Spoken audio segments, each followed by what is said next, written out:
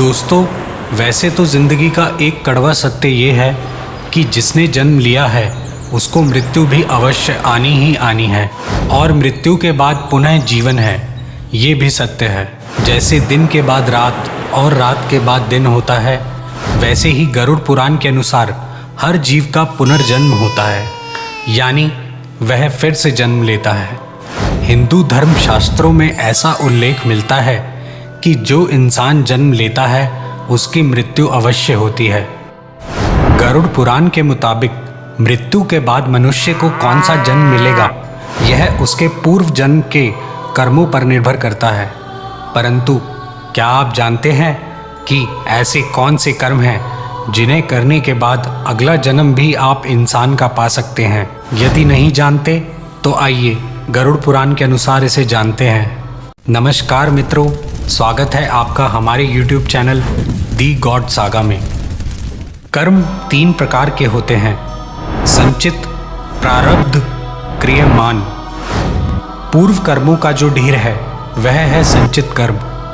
उन संचित कर्म से इस जन्म में आपको जो प्राप्त हुए वे प्रारब्ध कर्म, और वर्तमान में जो आप कर रहे हैं वह है क्रियमान कर्म। आपके कर्मों के बड़े संचय में से जरा से कर्मों को लेकर आपने इस देह को धारण किया है, बाकी के आपके संचित कर्म संस्कार के रूप में पड़े हैं। सभी को कर्मानुसार जो संचित और प्रारब्ध कर्म के साथ जो अच्छे या बुरे कर्म करके जोड़े जाते हैं उनसे अगले जन्म का निर्माण होता है, जो तय करता है कि अगले जन्म की भूमिका संचित कर्म के आधार पर कीट पतंग, जलचर, थलचर, वायुचर, मानव के रूप में होगी अथवा इस सृष्टि के अंत तक जन्मों के चक्र में गिरना पड़ेगा। इसलिए इसी जन्म से ही ईश्वर की शरण ग्रहण करनी चाहिए और किसी को अपनी तरफ से कोई कष्ट नहीं देना चाहिए। व्यक्ति संसार में अकेला आता है और अकेला जाता है। अंतिम अवस्था में उसके अच्छे बुरे कर्म, पुण्य और पाप उसके अगले जन्म का निर्धारण करता है।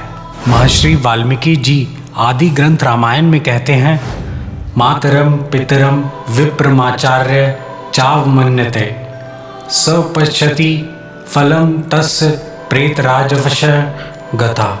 अर्थात माता पिता, गुरु, आचार्य और ज्ञानी पंडित, कभी भी इनका अपमान करना तो दूर सोचना भी नहीं चाहिए। ऐसा करने से व्यक्ति पाप नहीं बल्कि महापाप का अधिकारी बनता है। जीवन काल में जितना भी पूजा पाठ या दान धर्म कर लें, परलोक में घोर नरक भोगना ही पड़ता है। इस पाप को कोई पुण्य नहीं धो सकता।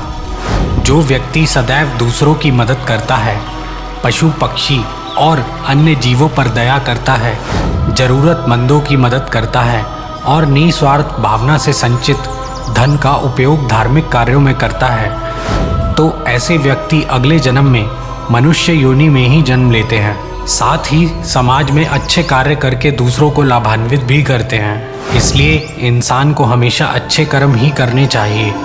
आशा करते हैं आपको हमारी आज की ये वीडियो भी पसंद आई है, तो हमें नीचे कमेंट करके ज़रूर बताएं। ज़्यादा से ज़्यादा लाइक और शेयर करना ना भूलें। ऐसे और भी धार्मिक जानकारियों के लिए हमारे YouTube चैनल दी गॉड सागा को अभी सब्सक्राइब करें और वीडियो को अंत तक देखने के लिए आपका बहुत बहुत शुक्रिया।